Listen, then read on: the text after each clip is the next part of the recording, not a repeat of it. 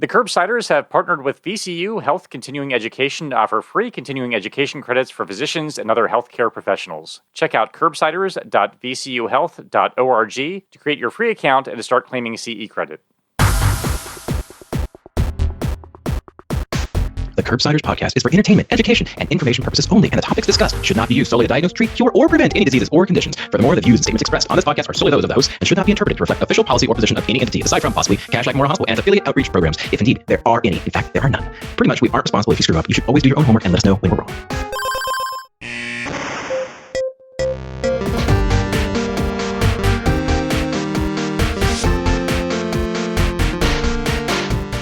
Paul, this was a really fun episode for me, mainly because the names just did such a great job of riling you up.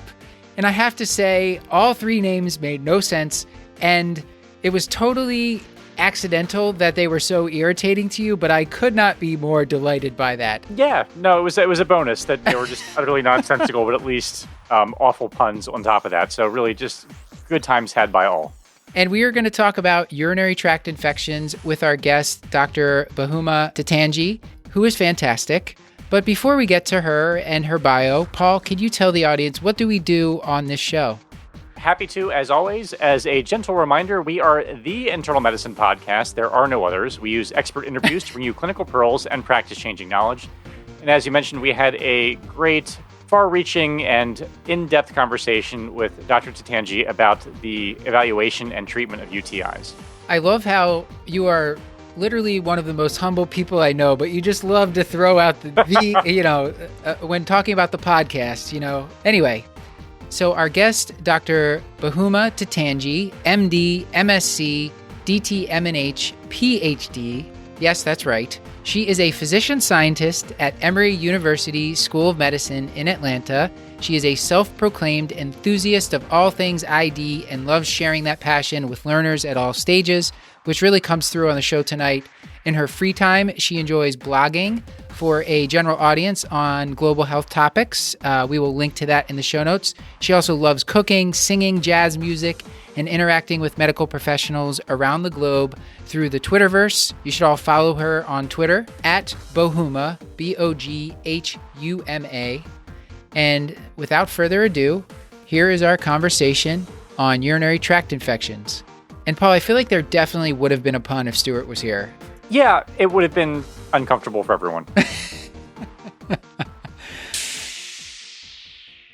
Boghuma, thank you so much for joining us. I'm really excited for this topic. I don't know why we haven't done this sooner, but before we start talking about UTIs, everyone wants to know, who are you? Tell them a little bit about yourself. Tell them about your hobbies. I know you have a lot of interesting things, so let's hear about it. Hi, everyone. First of all, I'd like to thank you guys for having me on the podcast. I'm a huge fan, and I'm delighted to be here as a guest. My name is Boghuma Titanji, and I go by BK, so Boghuma or BK is perfectly fine. I'm a third-year ID fellow at Emory University, and I am committed to a fourth year. I also did my residency training at Emory. And prior to coming to Emory, I spent a couple of years in the UK doing postgraduate training in tropical diseases and virology. I'm originally from Cameroon, and outside of medicine, I really enjoy maintaining a patio garden, and I grow lots of vegetables on my patio, so I'm a bit of an urban gardener.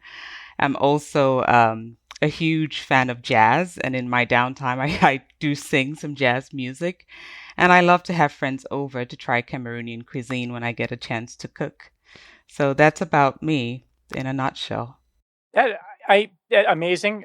Thank you for being with us. All that makes me feel bad about myself. I want to, just because I don't have hobbies, I'm not really good at much of anything. So, it's inspiring and I think it's fantastic. I want to ask about the gardening, if that's okay. As someone who has killed everything that he has tried to garden, do you find this a skill set? Is there some sort of intrinsic quality that makes you good at it? Because people who garden seem to be the most well-adjusted human beings on the planet, and I don't know what it says about me that I cannot and am incapable of doing it. So I guess I'm wondering, is it something that you got better at as you did it, or is it just something that you find that kind of came to you naturally? This would actually make you feel a lot better, because I used to have a black thumb for a very long time, and I killed everything I tried to grow. I I killed a cactus once. So that's a pretty black thumb until about a year and a half ago, I decided to try to grow habaneros because I'm a big fan of making my own hot sauce. And they did so well, and I kept them alive. Like, I basically took it as a science project. And that's literally where I figured out, like, if you follow the rules, lots of YouTube videos on how to take care of the plants, anybody can garden. And it's really rewarding when you don't kill a plant and you harvest something that you can actually cook with. So I just, started doing it more often. And now I'm like a bit of a guru in terms of having a flourishing patio garden. Well, that's amazing. The hot sauce thing is amazing. I feel like that needs to be in the bio too. Yeah, not that we can always cut this out, but I successfully grew a single tomato one time, and I was super proud of myself. And it wasn't quite ripe, and I was just waiting for it. And then a squirrel took a single bite out of it, and then just placed it gently on our deck, almost like a trophy, just to show me what a failure I was as a gardener and a human being. And so I've never actually returned since then. But maybe you'll inspire me to at least try with peppers, because that sounds great. There is hope. There is hope for everyone. If I can become a gardener, you can surely grow something. That's for sure. Oh, Paul, I feel like we could talk about that squirrel for a while, but maybe I know that was a journey. Yeah, maybe next time we're able to get together in person, Paul, you could tell me a little bit more about it. Boghuma, I wanted to hear a little bit about if you had any books to recommend to the audience. Actually, thinking about this, there's a book that I recently finished. It's a book called Behave by Robert Sapolsky. He is a world-renowned primatologist and psychologist. And I think it's a book that not only doctors should read, but literally everyone should read, because he really delves into why we make the decisions that we make. And it's pretty dense, but I think going through that book, I've had a better understanding of why my patients make some of the decisions they make, and also some of a better understanding of why I do some of the things I do. So it's just a really nice way of understanding why human beings behave the way they do, and I strongly recommend it to everyone. Thank you. I have not read that. I do need to really get under the hood more, both for myself and my patients. So this sounds useful and practical. That's the kind of book recommendation that I liked. So thank you. Paul, do you want to get into anything else before we move on to the topic? I like it just because I feel like given the life that you've led so far, I feel like you might have some amazing advice for us. So I'll take any piece of advice, either something advice you received as a learner or advice that you frequently find yourself giving as an educator. Either one of those would be great. I think that something that I've learned kind of on my journey to the point where I am right now is I've learned it served me well to not try to repeat someone else's story, but really learn to write my own. And that's one thing that I frequently tell, younger learners or residents or people that I work with, is if you try too much to copy what someone else is doing, you tend to lose yourself. And it's important not to lose your identity as you craft your own path. And so the only thing that I think is like the single best thing that I've learned to do, and I'm still kind of in the process of learning to do that more and more, is just to stick to my own story and what I want my career to be, and to learn how to focus on my own path, because there'll always be people who are better or less good than I am. And I have to learn to be content with the milestones that I am able to accomplish. Amazing. Perfect. I'm glad I asked. Thank you.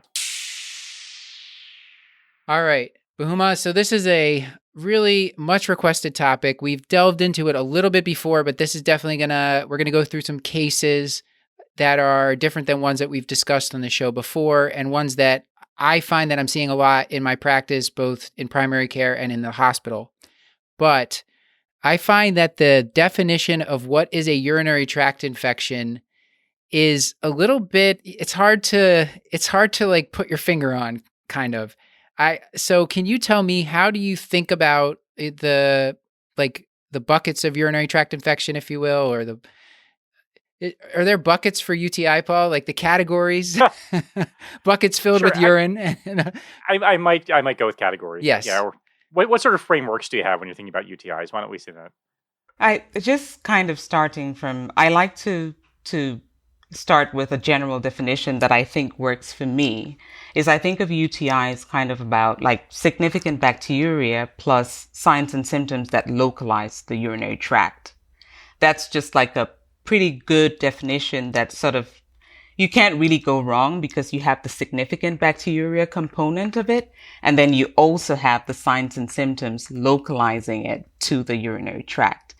And going off of that general definition, I then break it down to uncomplicated UTIs and complicated UTIs.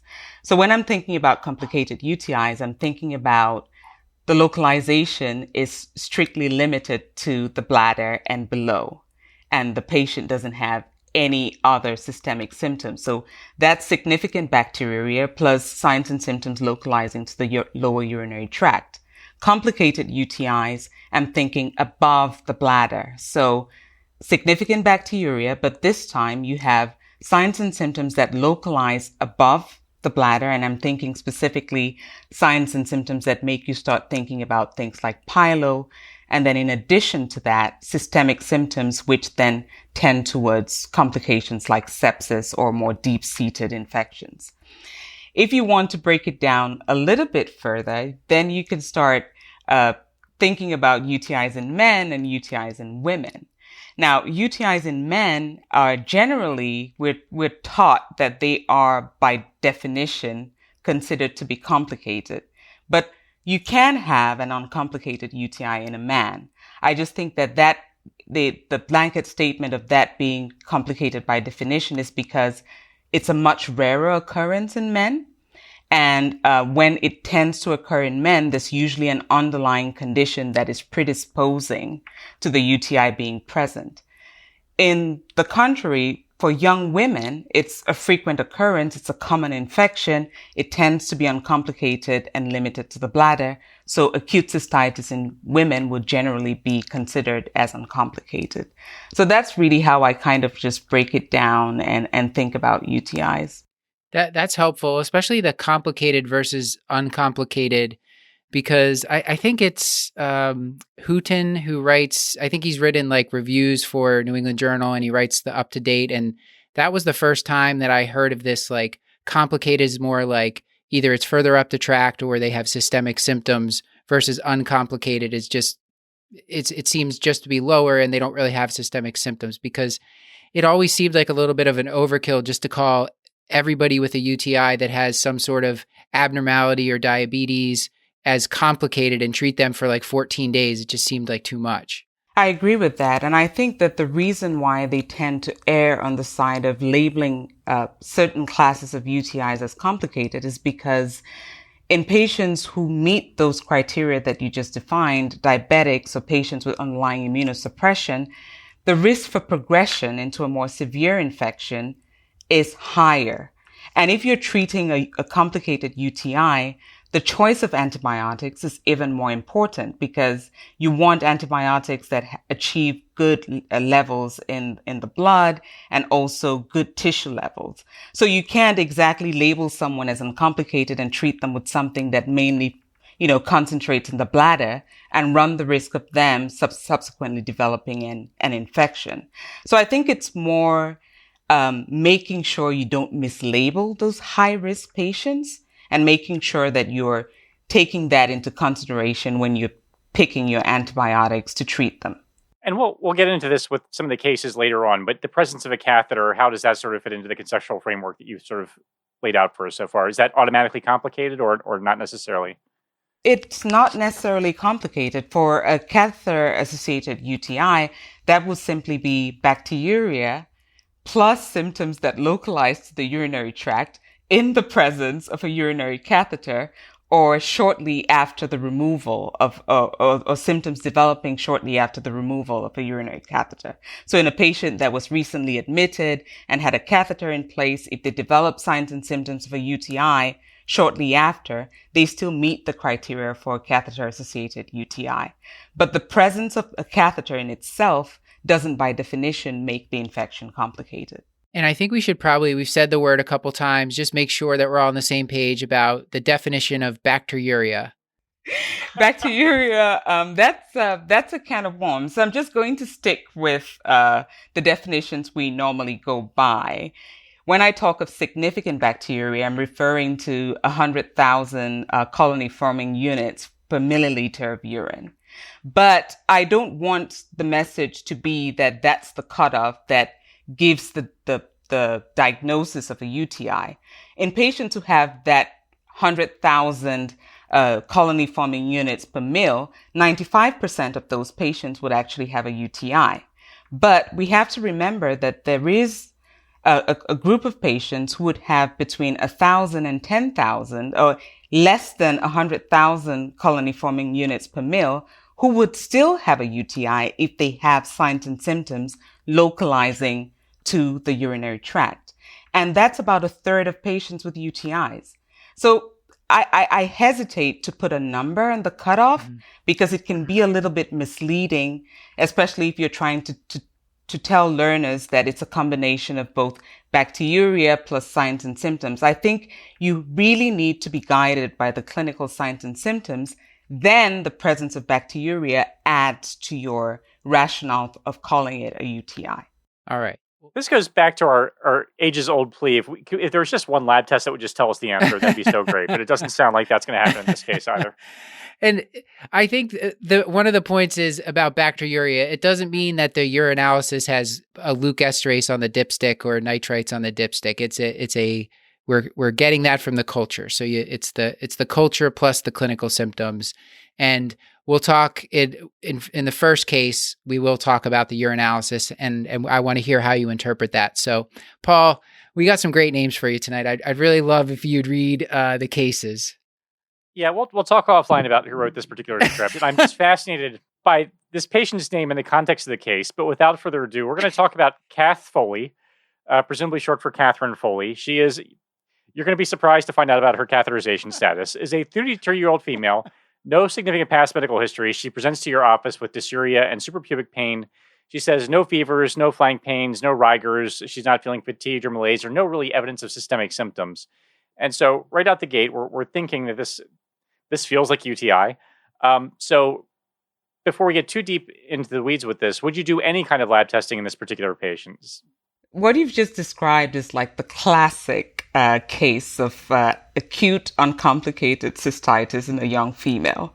And those are the most frequent cases that we will see. And generally, I do not do any additional testing in these patients if the symptoms are clear and if, they are female and I know that this is pretty much an uncomplicated cystitis type picture.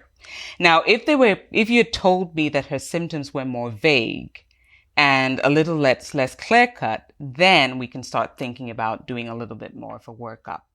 By vague, you mean she says, oh, my urine was a slightly different color, but I wasn't burning. I didn't have fevers or anything, or I had a funny odor to my urine. The malodorous urine is classic stuff. I was trying very hard to avoid the color and the odor symptoms, which patients frequently mention, but which are just have really poor predictive value in terms of diagnosis of a UTI. So yes, patients who come and tell you that they've noticed that their urine smells a little bit differently or the color has changed and they think they have a UTI, in those cases, I wouldn't say that that's a slam dunk acute cystitis type picture. And I would want to have additional arguments to defend that diagnosis before I commit the patient to antibiotics. Right. So when the patient, it's like when the patient says, oh, my sputum was green, doesn't that mean it's bacteria? And you're like,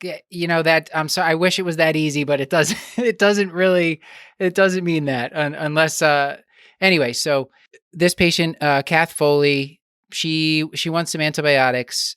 What are you going to go to as your first lines for this uncomplicated cystitis in a young woman with just typical symptoms? And important to note, a patient without a catheter in place or recent catheterization. Now, just for clarity's sake. It's a clever name. It's a thin line between clever and stupid. I think that, just because she's female and she's 33 and she's of childbearing age, before we start talking about antibiotics, it's important that we make sure that she's not pregnant, because that also has a huge impact on the choice of antibiotics that you can use to treat cystitis. And again, that's not uncomplicated if the patient is pregnant. That's its own topic on its own. So we're talking about a 33-year-old female with acute cystitis who is not pregnant. The good thing is the guidelines by the IDSA give us a broad variety of choices. And you have up to 4, I believe, 4 first-line treatments that you can use in this type of scenarios.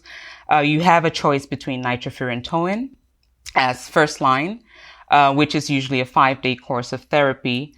And you can also go with trimethoprim, sulfamethoxazole. But with the caveat that we're seeing increasing resistance to that combination, and you can only really use it if the resistance in your hospital, in your community, is less than 20%. And that would usually also be a 3 to 5 day treatment. And thirdly, you could use fosfomycin, which is a single dose, 3 grams, one-time treatment, and you're done. I would like to mention, though, that fosfomycin has been shown to have higher rates of recurrence and treatment failure in comparison to the other 2 that I mentioned before, so nitrofurantoin and trimethoprim sulfamethoxazole. And the 4th option that the guidelines give you is pivmecillinam, which is a beta-lactam drug, but it's not available in the US. So really, we're down to 3 options for your outpatient choices, and any of those would be good for this patient. I find the fosfomycin I believe it's a bit expensive for the dose, at least the last time I've prescribed it. It probably depends on where you're practicing, but it is nice that it's just like the one-time dose, and some places seem to have it under lock and key unless there's fluoroquinolone resistance. Like if you're trying to prescribe it in certain places, there's some sort of stewardship that I've seen. They keep it locked down. Yeah, that is true. Depending on the institution, it may be restricted to ID. It is great because it's a single dose, but some insurances will not cover it. So it can get quite pricey for some patients. And I guess it's more a question of trying to reserve it for those patients who eventually select to resistance for some of the more common agents. That's the reason why you tend to have more strict stewardship in certain institutions, because we do want to keep that option for patients who are getting recurrent UTIs, so that they can have that option down the road when we've kind of burned through some of the more frequently used first-line options. So I wanted to ask, I think in the past, I've seen people put on cephalexin or amoxicillin for this acute uncomplicated cystitis in like a non-pregnant woman. And maybe the person has a sulfa allergy, but it seems like I'm seeing a lot of that used, even though the first line agents are the ones we just went over, the nitrofurantoin, the fosfomycin, the trimsulfa. That is true. There's an increasing use of beta-lactams, but it's really not what we recommend. And that there are a couple of reasons for that, because for one, they tend to have more collateral damage in terms of how much damage they can do to the microbiome compared to some of the other agents that you have as first line, talking about nitrofurantoin, which mostly concentrates in the urine, and it's really a low impact on the flora. And also trimethoprim, sulfa, the combination in itself has fewer collateral damage in terms of risk for developing C. diff. And in addition to that, beta-lactams tend to have higher failure rates when they've been compared head-to-head with these other agents. So we're really not going for those as first line in our non-pregnant patient population. When you talk about pregnant women, then the choices become a little bit more narrow, and you find yourself having to go to some of these agents that we don't necessarily go for in other populations. I feel like I don't want to, just because we see this so much, I just want to spend a little bit more time on this case, and I hope you don't mind. But I feel like where we kind of trip ourselves up is where we'll do a point of care urinalysis for someone who actually has what seems to be a clinical slam dunk diagnosis. And then the point of care urinalysis comes back kind of bland, like maybe some trace blood or maybe trace lukes, but nothing super compelling. Does the clinical picture trump that point of care urinalysis? Do you send it out for formal urinalysis? What's your approach in that specific situation? Because I feel like I see. Well, it all the I time. find that the urinalysis is actually a pretty good test for ruling out UTIs, because on the urinalysis, you will be able to get some information on leukocyte esterase, which basically tells you whether, the patient has white blood cells in their urine or not. And the limit of detection, by the time you are able to get a positive leukocyte esterase test, you need to have at least 10 white blood cells in that sample of urine, which essentially meets the cutoff that makes you think that this is probably a UTI. So if I do a dipstick and my leukocyte esterase is negative, my prediction that this is actually acute cystitis really goes down way low. And you're saying the pyuria. Pyuria. If you were then do the microscopy and count the white cells per high power field to be at least 10. Exactly. In order to be able to have that picked positive, up on a dipstick. So it's a good ruling out tool, but it's kind of like, it's a good tool when you're kind of dealing with a patient who has symptoms and you're not 100% sure that that's what they have. If you did a dipstick and your leukocyte esterase was completely negative, the chances that you're dealing with a UTI or an acute cystitis is really low. You need to be thinking about other causes.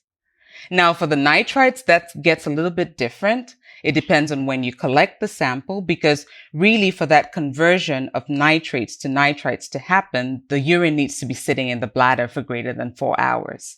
So we usually want an early morning first void sample to be able to actually increase the yield of that test. Otherwise, if the patient has already voided, has had lots of water to drink, and there's a dilution component to it, you could have a falsely negative nitrite test.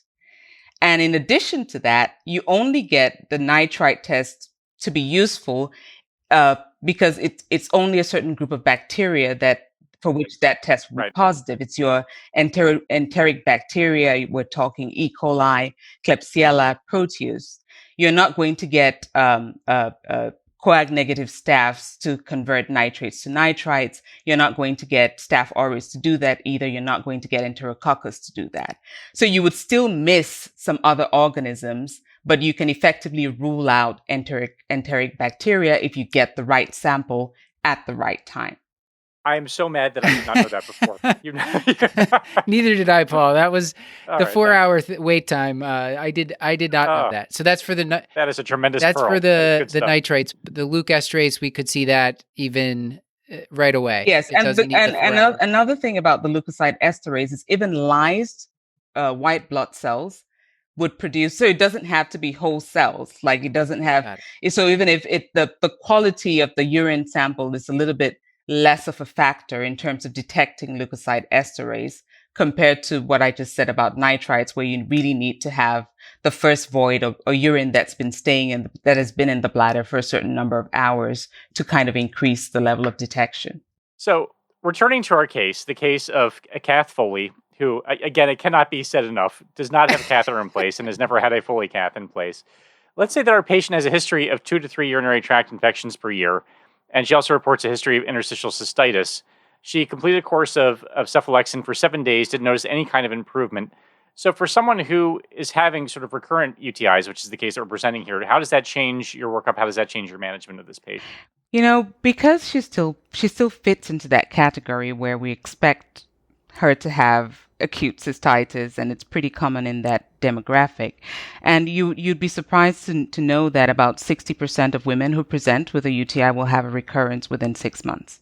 So the number is pretty high. And the way in which I sort of decide what I do or what I do differently depends on when they're presenting with the recurrence, right? So in this case, she's coming pretty soon after the first time she was treated. My immediate worry is this a recurrence or is this a relapse? So was I treating her wrongly the first time? So I want to get a urine culture to make sure I know what she's growing and make sure that the next time my choice of antibiotic is accurate and it's covering whatever bug is causing her symptoms. In this particular case, if I were to get a urine sample and want to empirically treat while I wait for that sample, I would avoid choosing the antibiotic that she had just completed. So I would go for one of those first three first-line drugs that I had mentioned before. Just as a reminder, talking about nitrofurantoin, trimethoprim sulfa, or fosfomycin, I would go for one of those three. But in this case, because her symptoms have come back so quickly or haven't improved at all on the course of antibiotics, I do want to get a urine culture to make sure that I know what she's growing and I'm targeting appropriately. Now, if I change it up a little bit and she had actually shown up to the clinic 3 months later with same symptoms after she had had complete resolution of her symptoms the first time, I would treat that second UTI that's recurring, I would treat that as a recurrence. And I would still go for empiric treatment and wouldn't necessarily be ordering a culture, because it's not that uncommon to have these people come back. And they would actually, a lot of them will come back with a recurrence within 6 months. Now, if they come the third time, then now you really do want to start documenting what it is they're growing and building a history, because that's someone who potentially down the road is going to have more recurrences, and you want to be more targeted and more careful with your antibiotic selection. So in the past, probably I'm definitely not thinking this is the right thing to do. In the past, I used to just see, let's say earlier on in my training, and this is now 10 years ago, I would just see everyone just get thrown on ciprofloxacin every time they called in with a urinary tract infection. What's wrong with the quinolone for a patient like this that's having recurrent UTIs? They've gotten a lot of bad press lately, and rightfully so. First of all, I don't think that it's narrow enough if you're treating an acute case of cystitis to go for a quinolone. We're seeing additional resistance. We're seeing lots of resistance to the fluoroquinolones, and the guidelines actually recommend not to go to use them, especially if you have resistance greater than 10% in the population or kind of in your geographic location. Thirdly, they have lots of adverse events or are associated with lots of adverse effects. And I'm thinking specifically new black box labels, kind of associating the fluoroquinolones to neurologic manifestations, and they have the well-documented association with tendinitis, as well as the known association with QTC prolongation. In addition to that, they're not very sparing of the microbiome. So I always want people to think about the choice of antibiotics as which antibiotic is going to solve the problem that I'm trying to treat and cause the least damage in that process. Unfortunately, fluoroquinolones are not very good at the collateral damage part of things, and they would wreck your microbiome. And it's not uncommon to see someone get a short course for a case of cystitis and then show up with C. diff. And that's the last thing we want to do for our patients. So definitely not recommended as first or second line or even third line for simple acute cystitis. Yeah, and I would just caution people. I think we've said this before, but like if you put someone with acute, like just simple cystitis on a quinolone and they get like a tendon rupture or neuropathy, they could potentially sue you. Plus, you'll probably feel terrible that happened to them. So there's many reasons not to do it. Absolutely agree. Are there patients for whom, since recurrence is so common, is it worthwhile to just have refills for, say, like a first line treatment for acute cystitis? So give the patient a couple of refills. So if they have a couple of UTIs per year, they don't have to call your office every time. Is that a reasonable thing to do? Or barring that, at what point would you put someone on suppressive therapy who's having recurrent cystitis? So I guess those are two different questions. Yeah, actually the first option is something that I've done before. For patients who have recurrences and who are reliable and who know their symptoms and what they feel like when they get a case of cystitis, it's not unreasonable to give them a course of antibiotics and say, if you feel your symptoms coming on and you know that this is a bout of cystitis, just treat yourself. I've done that before. Now, that's quite different from putting someone on long-term suppressive a therapy for their recurrences. And that gets into an area where I'm less comfortable doing that, because that's just really bad for stewardship, and it sets the patient up for selecting for resistant organisms down the road. There are studies which have clearly demonstrated that when patients have recurrent UTIs and are placed on prophylactic antibiotics, those treatments do reduce the frequency of recurrence. Now, what my general guidance is I tend to have a conversation with the patient about the pros and the cons of putting them on suppressive antibiotic therapy. And one thing that we must remember is that in a patient who has completely normal urinary tract with no obstruction, no anatomic abnormality, recurrent UTIs will not cause long-term damage. So it's more a question of discomfort on the patient's side of things, and balancing that with whatever perceived benefit they could draw from prophylactic therapy, which could cause them problems down the line. And I generally find that if you take time to explain to the patient that, this could help in the short term, but would create problems for you down the line, they're usually willing to work with you and come up with an approach that would be sparing of going down that prophylaxis route. So it's just worth knowing these things and knowing how to approach these conversations with patients. One of the ones I've seen, and I'm just curious, the methenamine is one of the ones, and I think I've even seen patients with interstitial cystitis that are put on it, maybe because it's hard to tell when they do or don't have a urinary tract infection and they have chronic symptoms. Is that one that you've seen? And I was taught to think of it as a wimpier antibiotic, but I'm not really sure if that's true. Really what methenamine does is it is in the urine, it's converted to formaldehyde, and that in itself creates an acidic environment, which is sort of an antiseptic. So it has antibiotic properties or antiseptic properties in the bladder by the virtue of the fact that it is converted to formaldehyde. And generally, you will see some patients who would show up and tell you, I've used this before, and it has helped me. Now, the data, when you look at the clinical trials that have been done, they've been pretty poorly designed, small size studies that don't really give you a clear-cut answer as to whether this is beneficial or not. But generally, it doesn't really cause harm. And because recurrent UTIs can be a pretty bothersome issue for patients, if a patient subjectively reports that they've had benefit from it, I wouldn't necessarily stop it, but personally, I would not prescribe it. So that's kind of how I view methenamine. There are a couple of other agents like that, which are available over the counter. You don't even need a prescription for. I'm thinking specifically about something like D-mannose that you can find basically in health stores. And the indication is for recurrent UTIs as well. Some patients would come in and tell you they're taking that. That works at the level of the bladder, and it's thought to reduce the ability of bacteria to actually adhere to the epithelium and cause infection. Again, the studies are small, poor quality studies. There are really no clear answers as to whether it works or not. Does it cause harm? I don't really think so. If a patient is taking it as a supplement and they feel subjectively better or that it improves their symptoms, I wouldn't push it too far to say, absolutely don't go there, but I wouldn't recommend it. Oh, wow. Okay. Well, I think because we have some more cases left, I think we should move on, but I think we've laid a lot of the groundwork that we'll probably be able to push through these. So Paul, would you like to read the second case? Sure.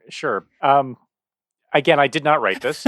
So we're going to talk about Willie Legbag, who is Kathy's 50-year older brother. Not 50 years older, he's 50 years old.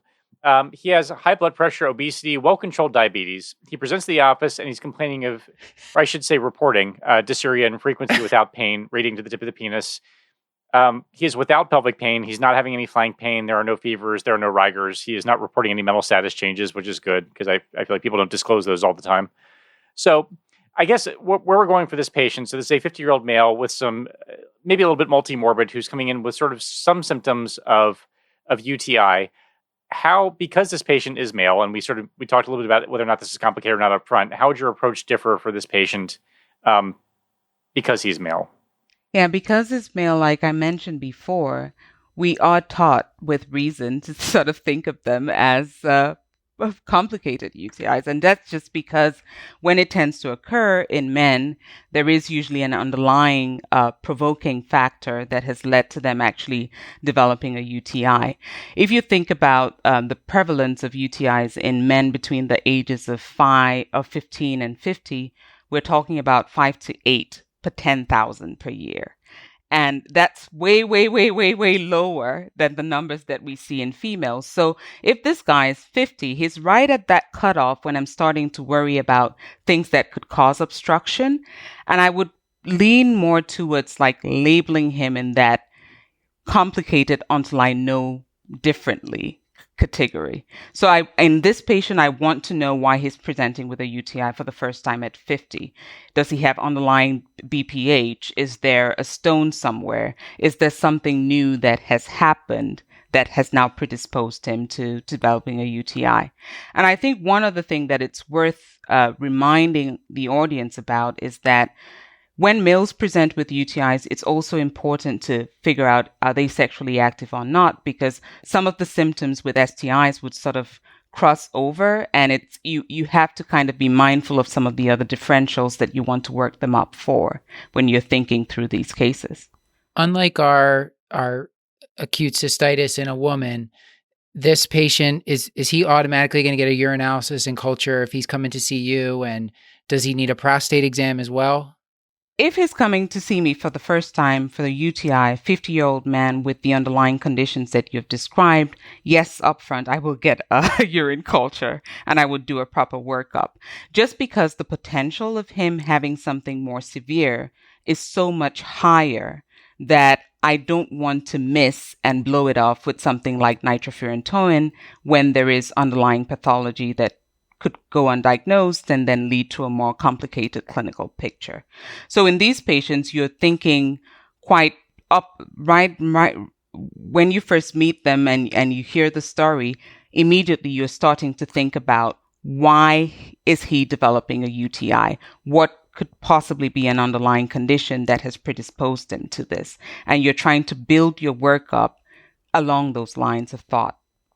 So I know we were talking a little bit before recording. I think when I was in training, I think I knew vaguely that prostatitis existed, but it's not something that was really on my differential. Like I knew it was out there, but I couldn't tell you clinically quite what it looked like or sort of what to do about it, maybe, which means I was not a very good resident, I guess. So, but why don't I turn this into a teaching point and ask you, so for this patient, would you suspect prostatitis, or if not, what clinical picture makes you think about prostatitis? Actually, acute prostatitis is not as common as people think it is. Usually, in terms of acute prostatitis, only about 5% of cases of prostatitis are actually in that acute category. And it tends not to be a very silent clinical picture. These are patients who come in and are actually sick.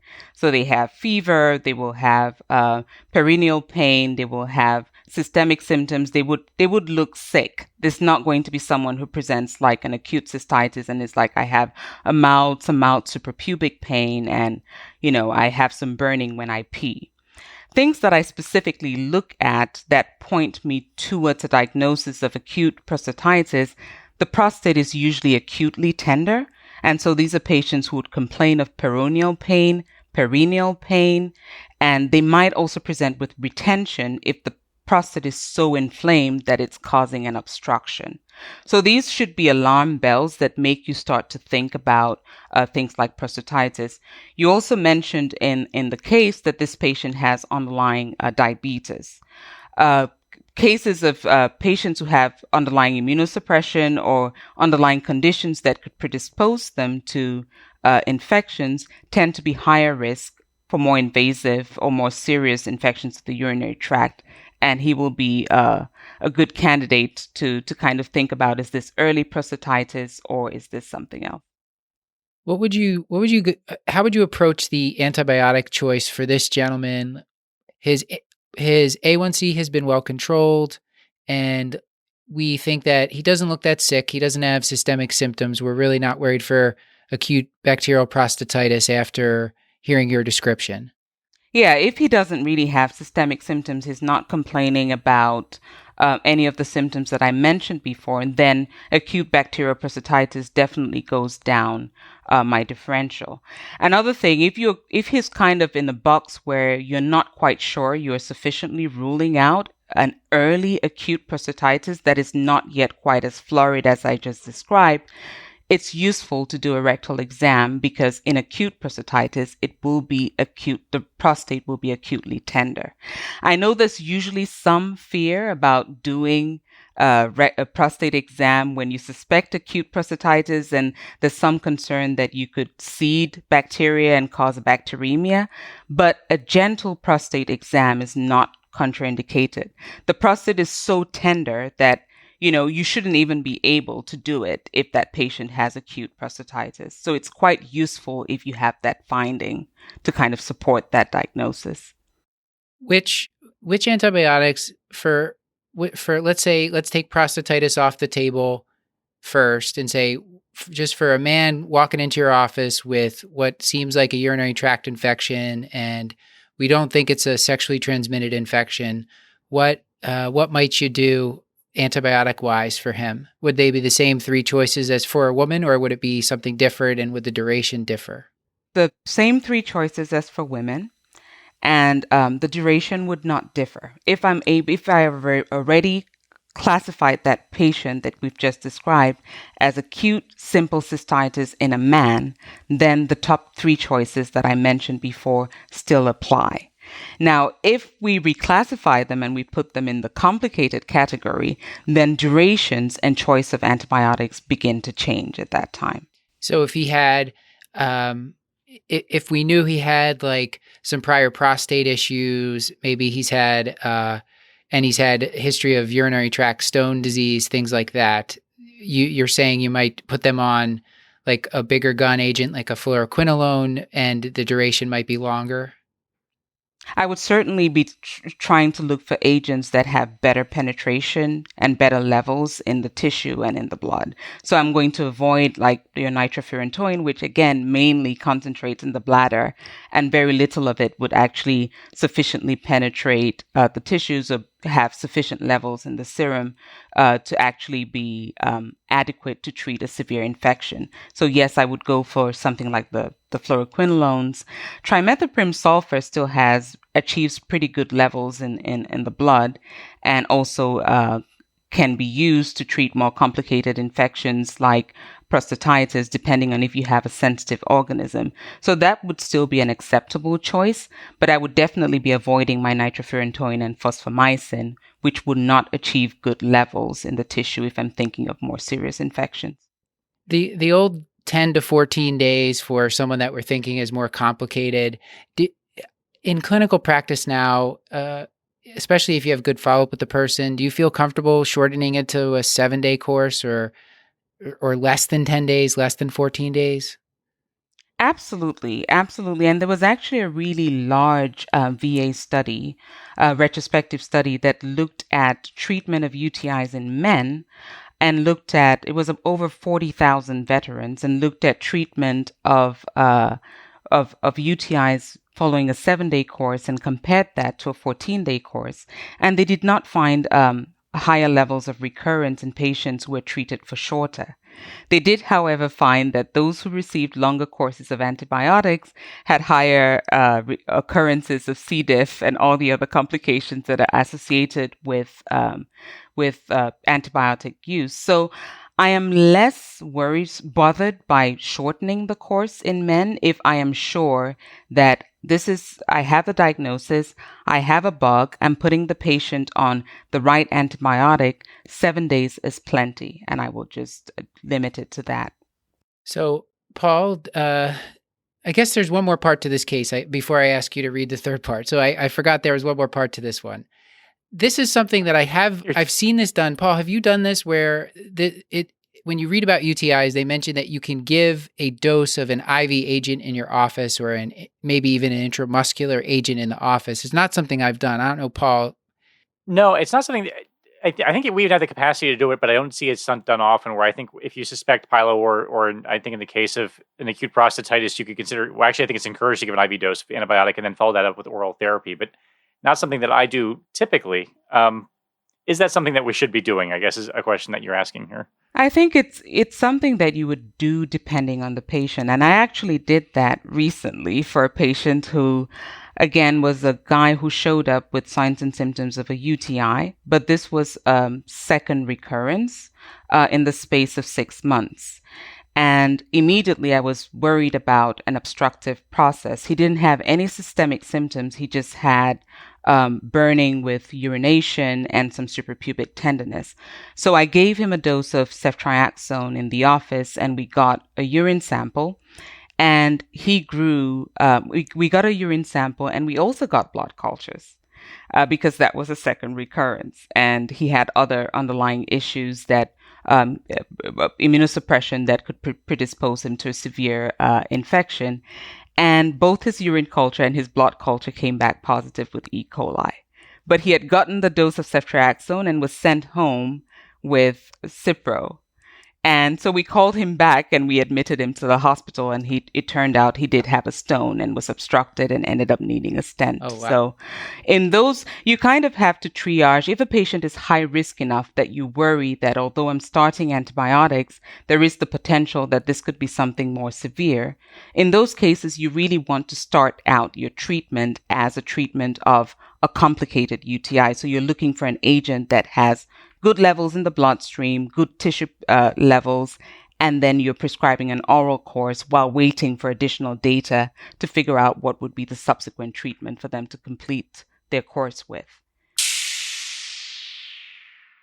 So we've realized after recording this that we kind of glazed over some of the specifics of treatment for complicated UTI. So I wanted to get a little more granular here.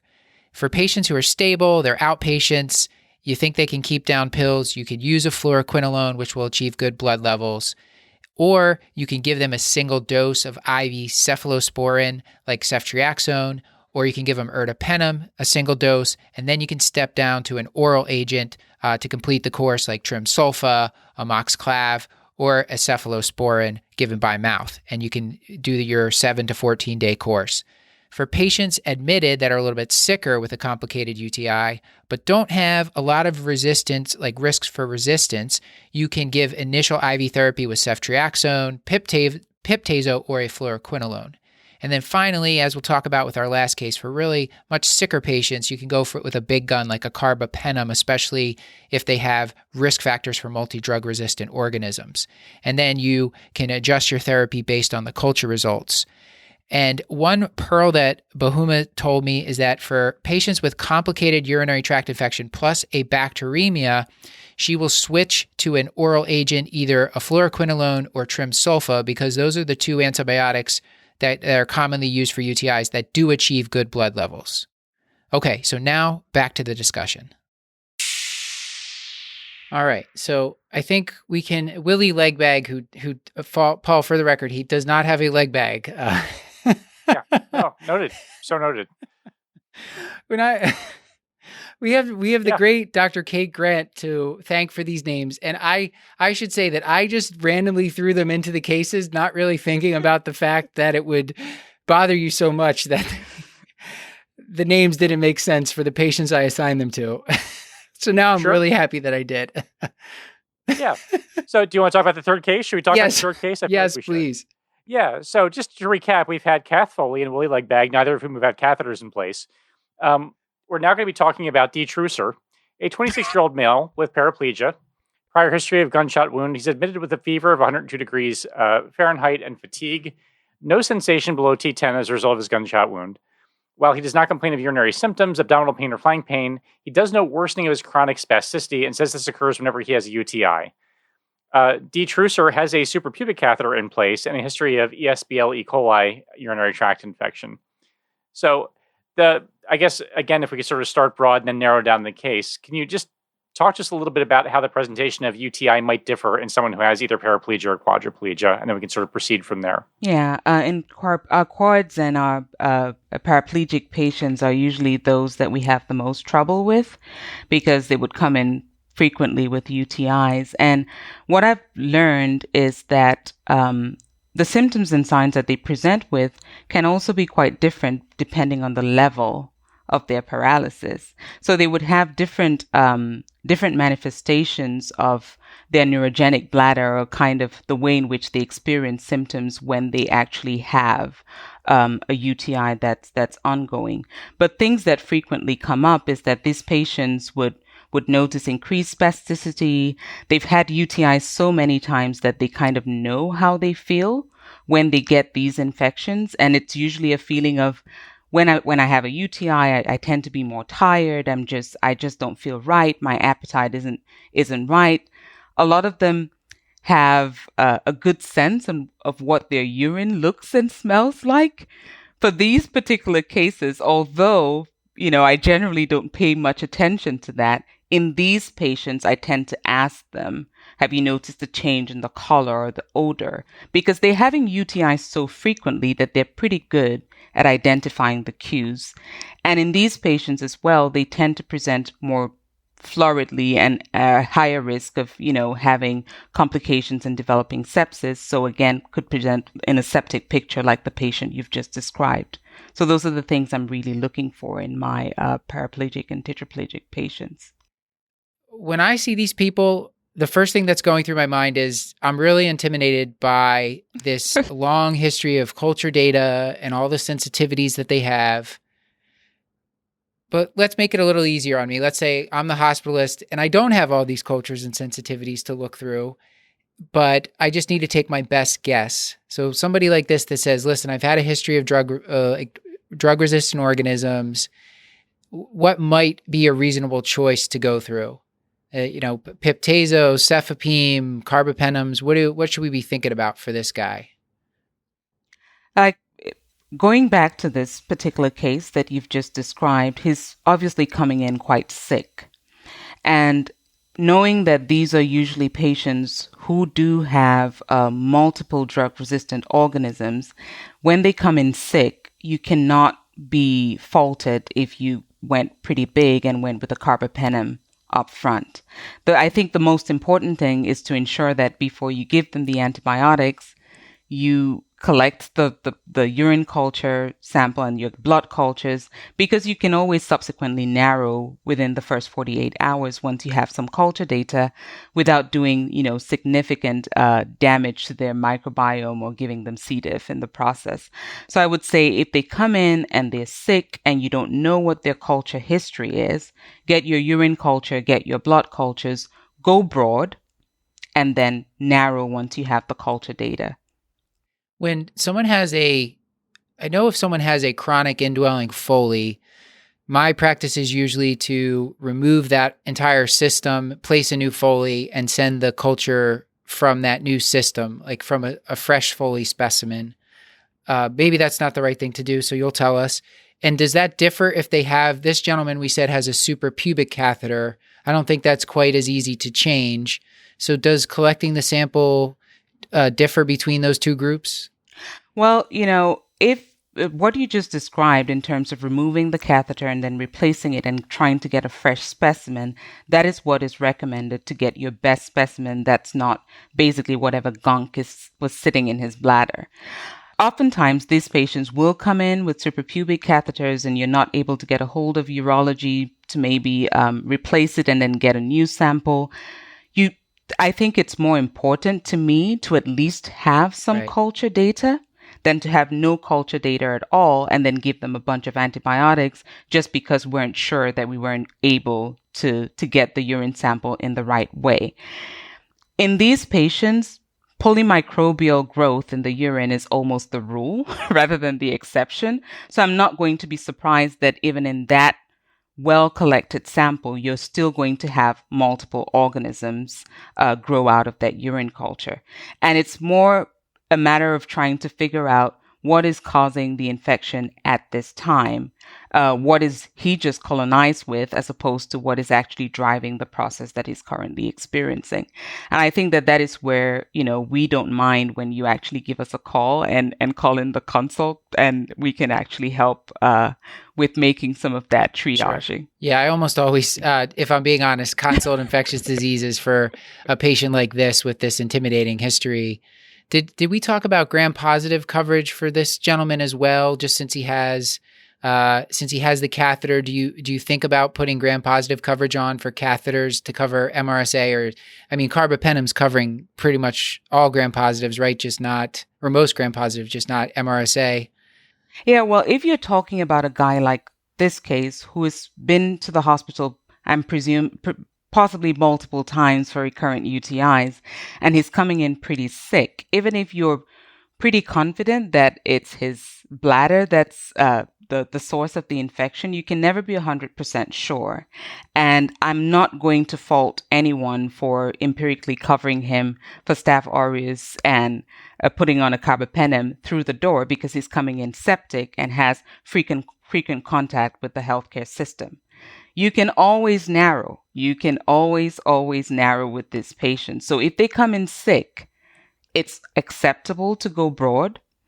But if they're coming in with, for something else, or they're coming in with mild symptoms, and you're sure that this is probably just a UTI and you've collected your sample, and you don't necessarily have to cover for Staph aureus or MRSA in that case, because that's really not the organism that you worry about when you're dealing with a catheter-associated UTI. If you look through the UTI guidelines for catheter-associated infections, for fully associated infections, this MRSA is not even mentioned in the entire guideline.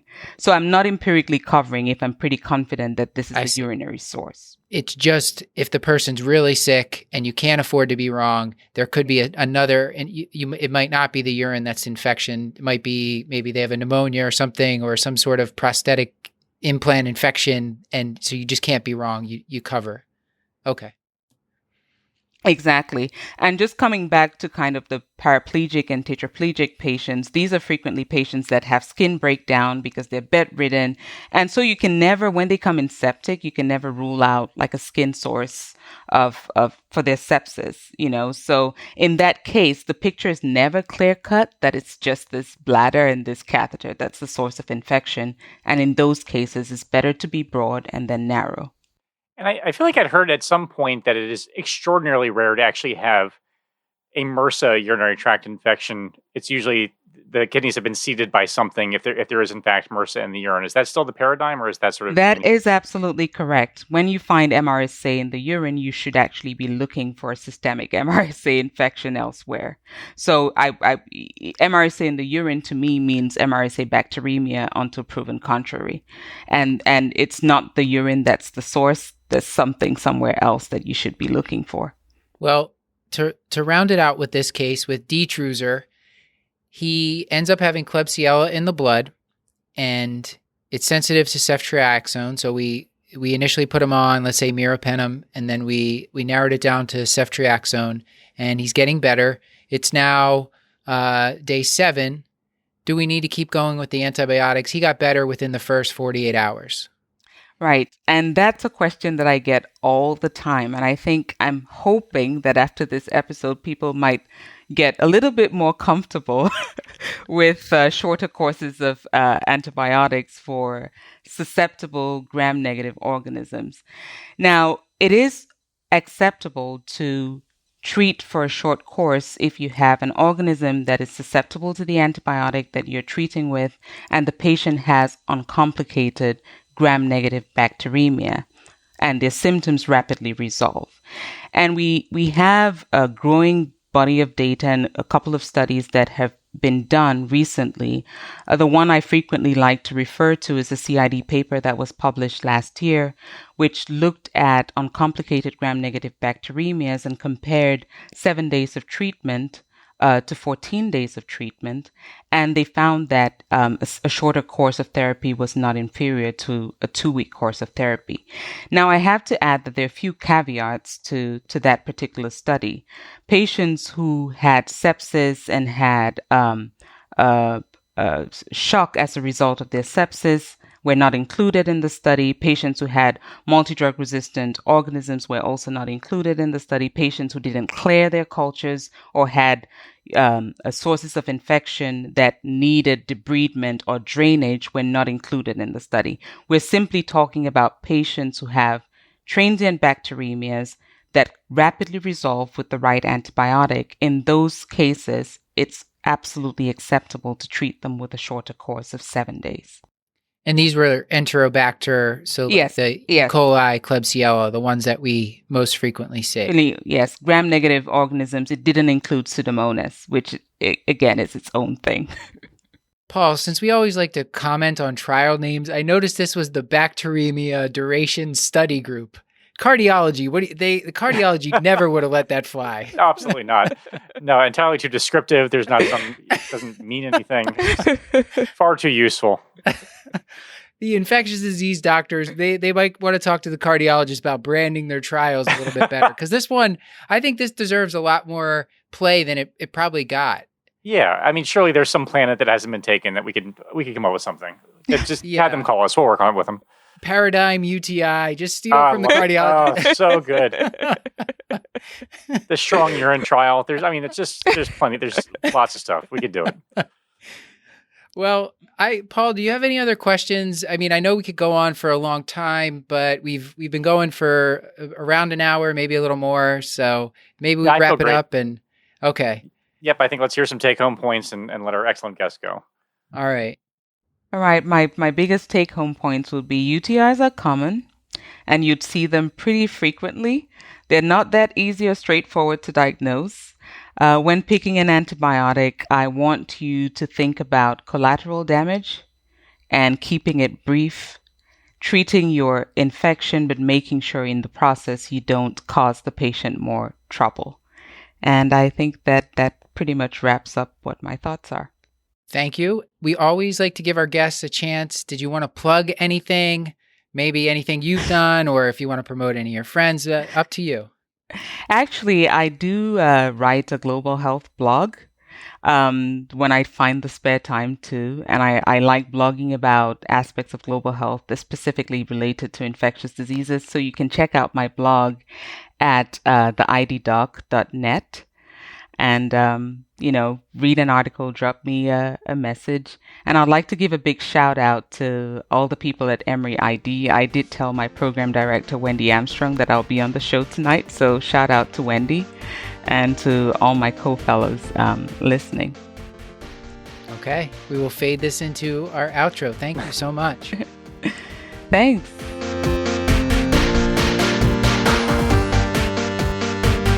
This has been another episode of The Curbsiders, bringing you a little knowledge food for your brain hole. Yummy? Sure. Get your show notes at thecurbsiders.com/podcast and sign up for our mailing list at thecurbsiders.com/knowledge food to get our weekly show notes in your inbox. You know, Paul Stewart is threatening to come back, and I miss the guy. I think it's going to happen soon. I hope so. I never thought that I would miss him as much as I do, but I actually kind of do a little bit, so... Well, we're committed to providing you with high-value, practice-changing knowledge, and to do that, we want your feedback, so please subscribe, rate, and review the show on Apple Podcasts. That really does help the show, helps other people find the show. You can contact us at thecurbsiders@gmail.com. I wanted to give a special thanks to our social media team, Beth Garbatelli on Twitter, Mad Dog Maddie Morgan on Instagram, and Chris the Chew Man Chew on Facebook. Until next time, I've been Dr. Matthew Frank Watto. And we would be remiss if we did not thank the great Stuart Brigham for composing the music that you are presumably hearing right now. We should also thank Claire Morgan of Notterly for editing our audio. And as always, our main Dr. Paul Nelson Williams. Thank you and goodbye. And thanks to our partner, VCU Health Continuing Education, who's helping us offer free CE credits for physicians and other healthcare professionals. Check out curbsiders.vcuhealth.org for more information.